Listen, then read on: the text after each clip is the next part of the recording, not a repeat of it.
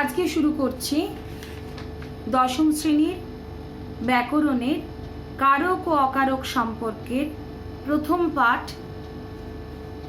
এর নির্দেশক অংশ থেকে শুরু হচ্ছে। আগের দিন কারক এবং বিভক্তি সম্পর্কে বলেছি আগের ভিডিওতে। আজকে নির্দেশক সম্পর্ক নিয়ে বলবো।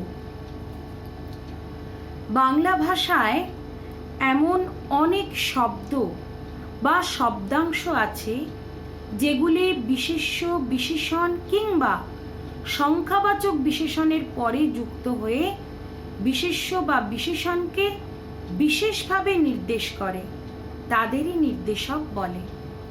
খুব মন দিয়ে কথাটা আরেকবার বুঝে নিতে হবে। বাংলা ভাষায় এমন অনেক শব্দ বা শব্দাংশ মানে শব্দের অংশ আছে যেগুলি বিশেষ্য বিশেষণ কিংবা সংখ্যাবাচক বিশেষণের পরে যুক্ত হয়ে বিশেষ্য বা বিশেষণকে বিশেষভাবে নির্দেশ করে, তাদেরই নির্দেশক বলে। তার মানে নির্দেশকের সঙ্গে বিশেষ্য বিশেষণের একটা সম্পর্ক রয়েছে। এদের অনেক সময় নির্দেশক চিহ্ন বা সংকেত বলা হয়।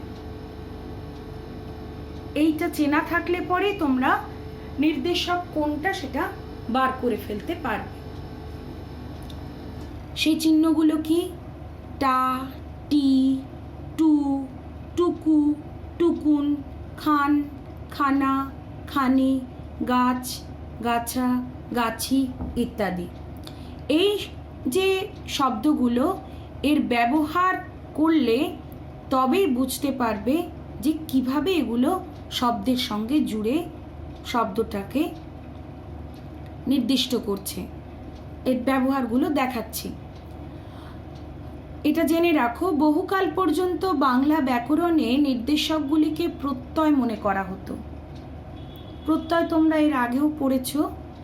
এই নির্দেশকগুলিকে প্রত্যয় মনে করা হতো, কিন্তু রবীন্দ্রনাথ, সুনীতি কুমার চট্টোপাধ্যায়, মনীন্দ্র কুমার ঘোষ প্রমুখ ভাষাবিদ একে প্রত্যয় বলে স্বীকার করেননি। মনীন্দ্র কুমার ঘোষ একে নির্দেশক সংকেত, সুনীতি কুমার চট্টোপাধ্যায় পদাশ্রিত নির্দেশক নাম দিয়েছেন। এটা জেনে রাখো। আধুনিক ভাষাবিদদের ব্যাখ্যায় নির্দেশকের মূল বৈশিষ্ট্যটি হলো এগুলি, এটা খুব গুরুত্বপূর্ণ, বিশেষ্যকে কখনো বা বিশেষণকে বিশেষিত বা সীমিত বা নির্দিষ্ট করে। অর্থাৎ নির্দেশকের কাজ হচ্ছে বিশেষ্য বা বিশেষণকে নির্দিষ্ট করা। এবার উদাহরণগুলো দেখে নাও। টা, টি এগুলোর ব্যবহার কিভাবে পাবে? বাংলা বাক্যের প্রয়োগ অনুসারে টা ও টি কোথাও কোথাও একই অর্থ বহন করে, কোথাও বা সামান্য ভিন্ন অর্থ বোঝায়।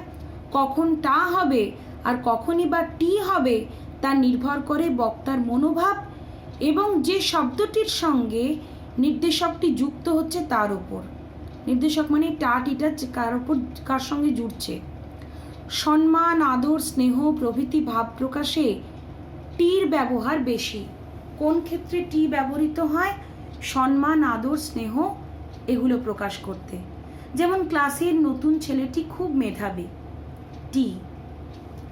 আবার অবজ্ঞা বা তুচ্ছার্থে টার ব্যবহার লক্ষ্য করা যায়। কিরকম? ছেলেটা চুরি করেছে, লোকটা খুব বদমেজাজি, খারাপ অর্থে টাটা ব্যবহৃত হয়। চুরি করা খারাপ কাজ, সেখানে টা জুড়ছে। লোকটা খুব বদমেজাজি, বদমেজাজ খারাপ, এটা খারাপ বোঝাচ্ছে, এটা জুড়েছে। সংখ্যাবাচক শব্দের সঙ্গেও টা টি যোগ করা হয়। সংখ্যাবাচক শব্দ যেমন একটা কলম দাও, একটা। তিনটি শালিক ঝগড়া করে, তিনটি। অনেক সময় একই অর্থে টি ও টা ব্যবহৃত হয়। যেমন একটা বই, একটি বই, দুটোর অর্থই এক। এছাড়া ব্যক্তির ক্ষেত্রেও এর প্রয়োগ দেখা যায়। যেমন একটা ছেলে, একটি ছেলে, এখানেও একই অর্থ বোঝাচ্ছে। কখনো কখনো আবার বিরক্তি বা আক্ষেপ বোঝাতে ব্যক্তির নামের সঙ্গে বা সম্পর্কবাচক বিশেষ্যের সঙ্গেও টি বা টা যোগ করা হয়। যদি আক্ষেপ বোঝানো হয় বা বিরক্তি বোঝানো হয়, তাহলে পরে তখন সম্পর্কবাচক বিশেষ্যের সঙ্গে টিটা যোগ করা হবে। কেষ্টটা যে কি করে, এবারেও ফেল করলো, এই যে একটা বিরক্তি। ফেল করা তো বাজে জিনিস, বাজে বিষয়, কেউ ভালো চোখে ফেল করাকে দেখে না। তো সেখানে কেষ্ট বলে কেউ ফেল করেছে, সেই জন্য তার সঙ্গে টা জুড়েছে। কেষ্টটা যে কি করে, এবারেও ফেল করলো। এই হচ্ছে টিটার ব্যবহার। এবারে আসছে টু, টুকু, টুকুন।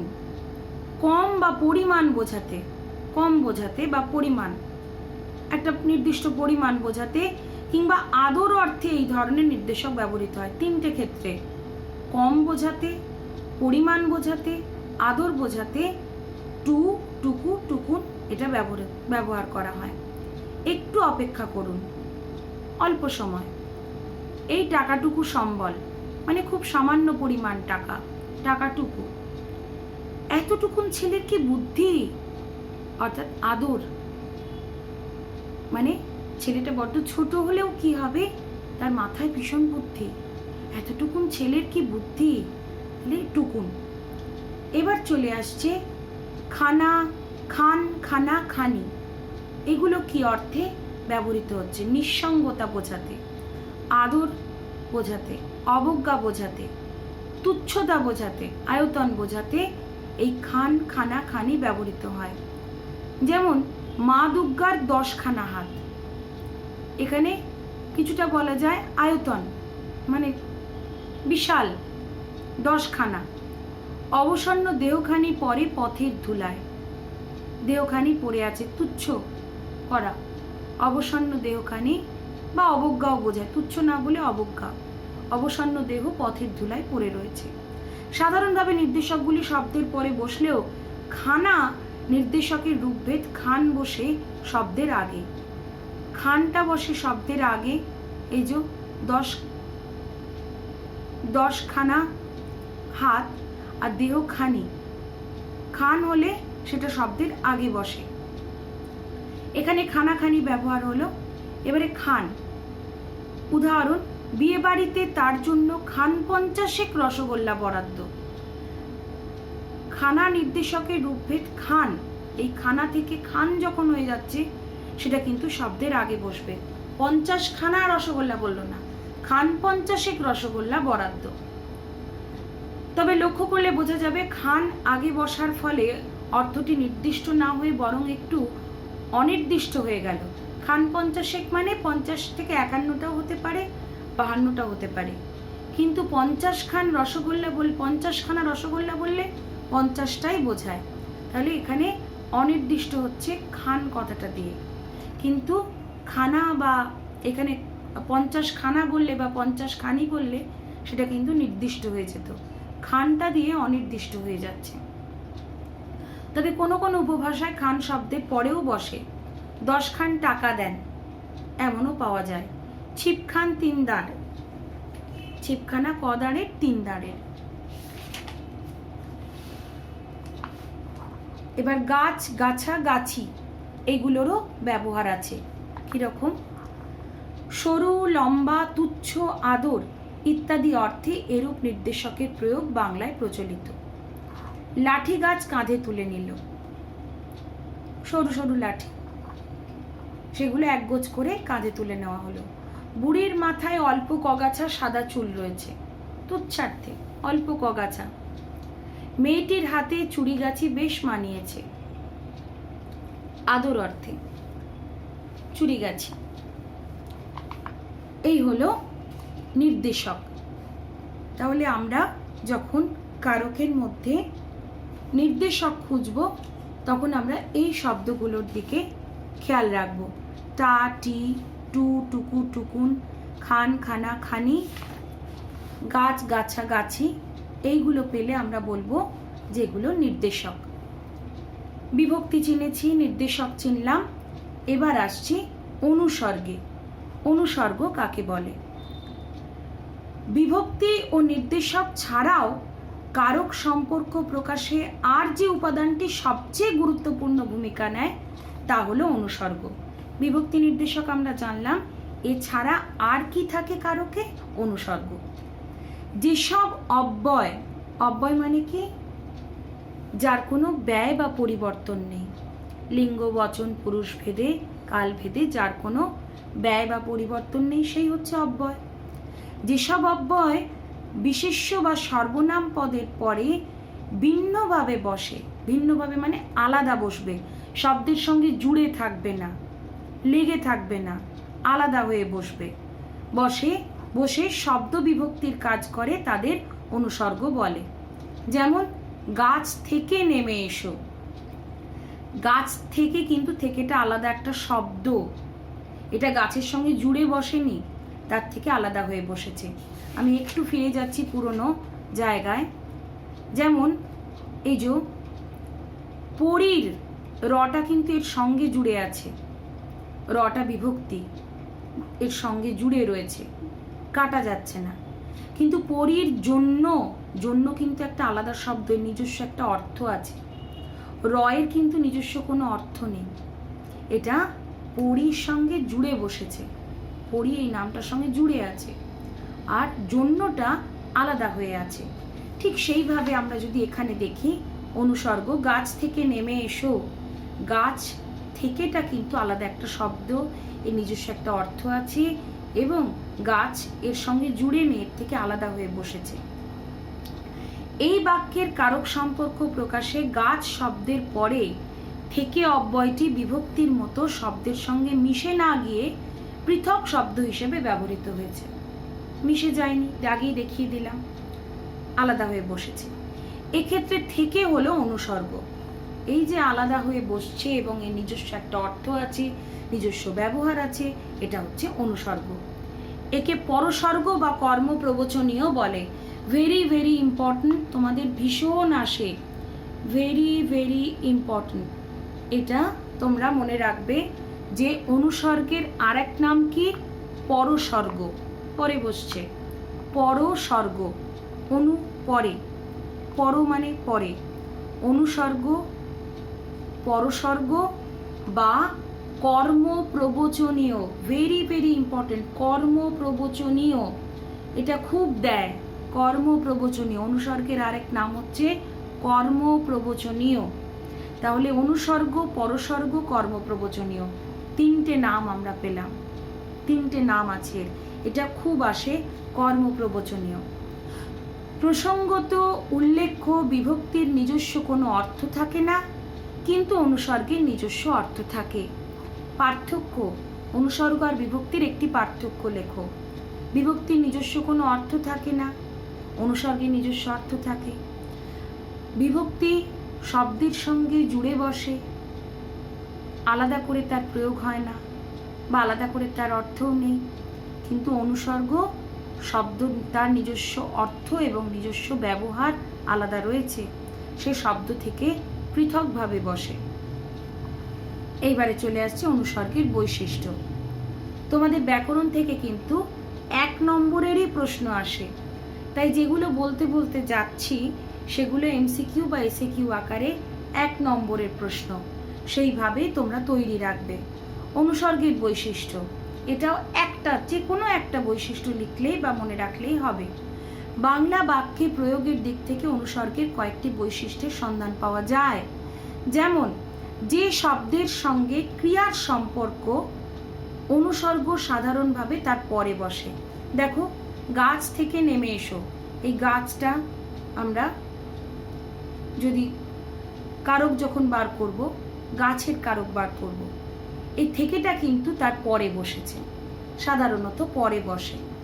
যে শব্দের সঙ্গে ক্রিয়ার সম্পর্ক, কোথা থেকে নেমে এসো? না, গাছ থেকে। তাহলে গাছের সঙ্গে ক্রিয়ার সম্পর্ক আছে, নেমে আসা, এসো। এটার যার সঙ্গে ক্রিয়ার সম্পর্ক তার পরে বসবে অনুসর্গ।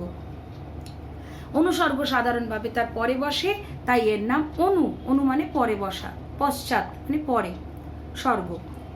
যেমন কানু বিনা গীত নাই, যে কোনো উদাহরণ নেওয়া যেতে পারে। তবে কখনো কখনো কবিতায় ছন্দের প্রয়োজনে গদ্যে বিশেষ্য সর্বনামের উপর জোর দিতে অনুসর্গ আগেও বসে। এটা ব্যতিক্রমী, তাই তোমাদের এটা মনে রাখতে হবে যে অনুসর্গের একটা ব্যতিক্রম দেখাও, যেটা অনুসর্গ মানে কি, সে পরে বসবে, পরে না বসে আগে বসেছে, ব্যতিক্রম দেখাও। বিনা কাজে বাজিয়ে বাঁশি কাটবে সারা বেলা। বিনা, এই বিনাটা হচ্ছে বিনা কাজে বাজিয়ে বাঁশি, বাঁশি বাজানোটা হচ্ছে, বাজানো হচ্ছে ক্রিয়া। এবার বাকি যে কোনোটারই কারক নির্ণয় করতে দেওয়া হোক, এই বিনাটা কিন্তু অনুসর্গ, অথচ প্রথমে বসেছে, এটা ব্যতিক্রম। এমনিতে সাধারণভাবে অনুসর্গ পরেই বসে। 2, অনুসর্গ সংশ্লিষ্ট শব্দের সঙ্গে মিশে যায় না, এটা আগেই বলেছি, এই যে আলাদা হয়ে বসছে গাছ থেকে, মিশে যাচ্ছে না গাছের সঙ্গে, পৃথক শব্দ হিসেবে শব্দের পরে বসে। 3, অনুসর্গের পূর্ববর্তী নামপদ কখনো বিভক্তিযুক্ত হয়, কখনো হয় না। যেমন এখানে কোনো বিভক্তি চিহ্ন ছিল না, শূন্য বিভক্তি, কোনো কিছু নেই। আবার এখানে আছে কি, ভূতের মতন চেহারা যেমন, নির্বোধ অতি ঘোর, এখানে বিভক্তিযুক্ত, ভূতের, ভূতযুক্ত এর আছে, এর বিভক্তি রয়েছে। কৃষ্ট ছাড়া কি ভৃত্য মেলে না আর। তবে অনুসর্গের পূর্ববর্তী নামপদটি বিশেষ্য হলে বিভক্তিযুক্ত হতে পারে, আবার নাও হতে পারে, কিন্তু তার সর্বনাম পদ হলে অবশ্যই বিভক্তিযুক্ত হবে। যদি সর্বনাম পদ হয় তাহলে পরে বিভক্তিযুক্ত হবেই। অনুসর্গগুলি যে বিশেষ্য বা সর্বনামের পরে বসে তার সঙ্গে ক্রিয়ার কারক সম্পর্ক প্রকাশ করে, মানে যার পরে বসছে, যেমন গাছ থেকে, যার পরে অনুসর্গটা রয়েছে ঠিক তার আগের শব্দটারই কিন্তু কারক হবে। তাই বলছে অনুসর্গগুলি যে বিশেষ্য বা সর্বনামের পরে বসে তার সঙ্গে ক্রিয়ার কারক সম্পর্ক প্রকাশ করে। অনুসর্গের উৎস কোথা থেকে, এইবার চলে আসছে, এটা একটা ইম্পর্টেন্ট জায়গা। উৎসের দিক থেকে বাংলা অনুসর্গগুলিকে 3টি ভাগে ভাগ করা যায়, ভেরি ইম্পর্টেন্ট এইটা। 1, সংস্কৃত থেকে আসা তৎসম অনুসর্গ। 2, ভেরি ভেরি ইম্পর্টেন্ট এই জায়গাটা, তদ্ভব অনুসর্গ। আর 3, বিদেশি ভাষা থেকে আসা অনুসর্গ। এবারে এই ছকটা দেখে নাও। তৎসম অনুসর্গ কোনগুলো? দ্বারা, কর্তৃক, অবধি, অপেক্ষা, বিনা, নিকটে, সহিত, প্রতি, ন্যায়, মধ্যে, সম্মুখে, পশ্চাতে, নিমিত্ত, এগুলো। তোমার দ্বারা এ কাজ হবে না, রাম অপেক্ষা শ্যাম ভালো গান গায়, অরূপ বাবুর সহিত সাক্ষাৎ করো, এগুলো সব তৎসম অনুসর্গ, যেগুলো সংস্কৃত থেকে এসেছে, শুনেই বুঝতে পারছো। এবার আসছে তদ্ভব অনুসর্গ, আগে, কাছে, ছাড়া, তরে, পানে, পাশে, বই, বই মানে একে ছাড়া, একে বই চলবে না, মানে একে ছাড়া চলবে না, ভিতর, মাঝে, সাথে ইত্যাদি। এই বই মানে কিন্তু পড়ার বই নয়, এ বই মানে হচ্ছে একে বই চলবে না, মা বই ছেলের চলবে না, মানে মাকে ছাড়া ছেলের চলবে না। দেখো বিমলের কাছে এই কলমটা নেই, কাছে, সীমা ছাড়া এ কাজ কেউ পারবে না, এটা আমি যদি সীমা বই এ কাজ কেউ পারবে না, মানে সীমা ছাড়া এ কাজ কেউ পারবে না, বইও হতে পারে ছাড়াও হতে পারে। গরিব দুঃখীর পাশে থেকো। এবার আসছে বিদেশি অনুসর্গ। বিদেশি অনুসর্গ দরুন, বরাবর, বাবদ, বনাম, মানে এইগুলো তোমরা কারকের সঙ্গে পাবে, যখন কারক নির্ণয় করবে তার সঙ্গে সঙ্গে বিভক্তি, নির্দেশক এবং অনুসর্গ থাকবে, এবং সেগুলোকে তোমাদের চিনে লিখতে হবে, আর তার জন্য নম্বর থাকবে, তাই তোমাদের এগুলোর সঙ্গে পরিচিত হওয়া জরুরি। 1 কাঠা জমি বাবদ এই টাকাটা দাও, বাবদ। আজ মোহনবাগান বনাম ইস্টবেঙ্গলের খেলা হবে, বনাম। রাস্তায় মাঝ বরাবর ফাটল ধরেছে, বরাবর। এইবারে চলে আসছি অনুসর্গের গঠনগত শ্রেণীবিভাগ। এইটা গেল উৎসগত শ্রেণীবিভাগ আগে, এবার আসছে অনুসর্গের গঠনগত শ্রেণীবিভাগ। উৎস ছাড়াও গঠনের দিক থেকে অনুসর্গকে 2টি ভাগে ভাগ করা যায়, 1 শব্দজাত অনুসর্গ এবং 2 ক্রিয়াজাত অনুসর্গ। শব্দজাত অনুসর্গ কি? যেসব অব্যয় শব্দ অনুসর্গ হিসেবে ব্যবহৃত হয় তাদের শব্দজাত অনুসর্গ বলে, মানে যে অব্যয় শব্দ অনুসর্গ হিসেবে ব্যবহৃত হয় তাকে শব্দজাত অনুসর্গ বলে। যেমন দ্বারা, এগুলো খুব ব্যবহার পাবে, ভীষণভাবে এর ব্যবহার আছে। দ্বারা, জন্য, বিনা, কর্তৃক, ছাড়া, তবে, দরুন, মাঝে, ভিতর, বাহির, সঙ্গে, সাথে, সনে, সহিত, সহকারে, প্রতি, অপেক্ষা, বরাবর ইত্যাদি। বাক্যে দুটি উদাহরণ দেখো। রবীন্দ্রনাথ কর্তৃক গীতাঞ্জলি কাব্যগ্রন্থটি রচিত। কর্তৃক। বিনয় সহকারে কথা বলো, সহকারে। এবার বলছে তৎসম, তদ্ভব, বিদেশি এই 3 ধরনের উৎস থেকে বাংলায় শব্দজাত অনুসর্গের প্রবেশ ঘটেছে। আসল কিন্তু ওই উৎস থেকে। এবার আসছে, তো শব্দজাত অনুসর্গ গেল, 2 হচ্ছে ক্রিয়াজাত অনুসর্গ। যেসব অনুসর্গ ধাতু বা ক্রিয়া থেকে উদ্ভূত তাদের ক্রিয়াজাত অনুসর্গ বলে। কি থেকে? ধাতু বা ক্রিয়া থেকে। ক্রিয়াজাত মানে ধাতু বা ক্রিয়া থেকে আসছে, সেটা ক্রিয়াজাত অনুসর্গ। যেমন হইতে, হতে, চেয়ে, চাইতে, করে, করিয়া, থাকিয়া, থেকে, দিয়া, দিয়ে, লাগিয়া, লাগি ইত্যাদি। ক্রিয়াজাত অনুসর্গ হিসেবে কোনো বিদেশি শব্দের প্রয়োগ বাংলা ভাষায় লক্ষ্য করা যায় না। বিদেশি শব্দের প্রয়োগ বাংলা ভাষায় দেখা যায় না। ক্রিয়াজাত অনুসর্গ হিসেবে কোনো বিদেশি শব্দের প্রয়োগ বাংলা ভাষায় নেই। অন্য 2টি উৎস থেকে বাংলায় ক্রিয়াজাত অনুসর্গের প্রবেশ ঘটেছে। বিদেশি থেকে নয়, তদ্ভব আর সংস্কৃত থেকে অনুসর্গ এসেছে। বাক্যে 2টি উদাহরণ। অন্ন নাই, জল নাই, অন্ন নাই, জল তাই চক্ষু দিয়া ঝরে। দিয়া তৎসম অনুসর্গ, মানে সংস্কৃত থেকে আসা। গাছ হইতে ফলটি পড়ল, হইতে, এটা তদ্ভব অনুসর্গ। তোমাদের অনুসর্গের ধরন চাই না, শুধু অনুসর্গটা তোমাদের চিনতে হবে, শুধু এটা জানার জন্য বলছি। কারক সম্পর্ক নির্ণয়ে বিভক্তি অনুসর্গের ভূমিকা কি? এটা খুব দরকার, একটু জেনে রাখো।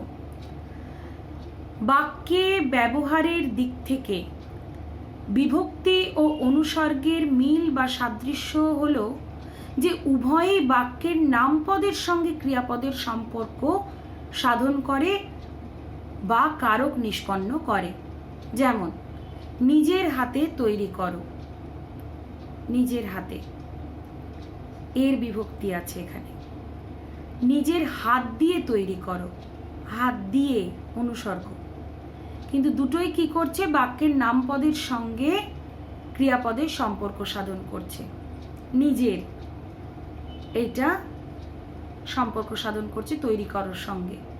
একটা হচ্ছে বিভক্তি, এর বিভক্তি, একটা হচ্ছে দিয়ে অনুসর্গ।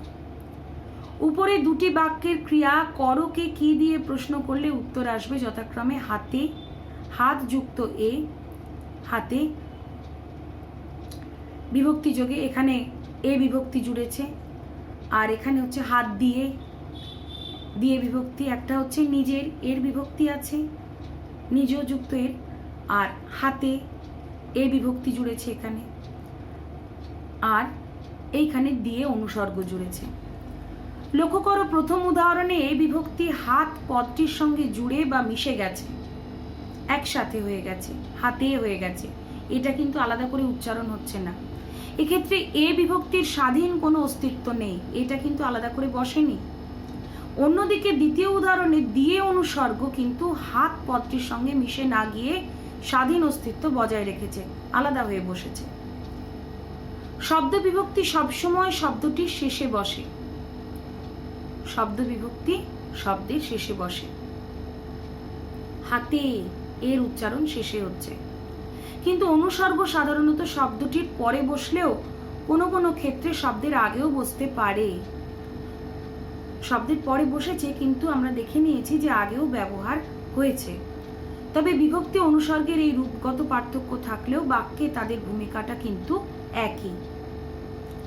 এরা উভয়ই, সে কি বাক্যে ভূমিকাটা কি? এরা উভয়ই বাক্য দুটির মূল ক্রিয়া করপদের সঙ্গে নামপদ হাত, করপদের সঙ্গে নামপদ হাত এর মধ্যে একটা কারক সম্পর্ক স্থাপন করেছে। এই হাত এই পদটার সঙ্গে করো, নিজের হাতে তৈরি করো আর নিজের হাত দিয়ে তৈরি করো। এখানে হাতে আছে, এখানে হাত দিয়ে আছে, তৈরি করো। কি দিয়ে? হাত দিয়ে। কিসে? হাতে তৈরি করো। এই হচ্ছে হাতের মধ্যে একটা কারক সম্পর্ক স্থাপন করেছে। বিভিন্ন বিভক্তি ও অনুসর্গের সাহায্যেই আমরা বাক্যের মধ্যেকার কারক সম্পর্কগুলিকে চিনতে পারি। এই পর্যন্ত আজকের পাঠ রইল। এর পরের ভিডিওতে থাকবে দ্বিতীয় পাঠ, যেখানে বিভিন্ন প্রকার কারক একে একে আলোচনা করা হবে। আজকের মতন এখানেই শেষ হলো।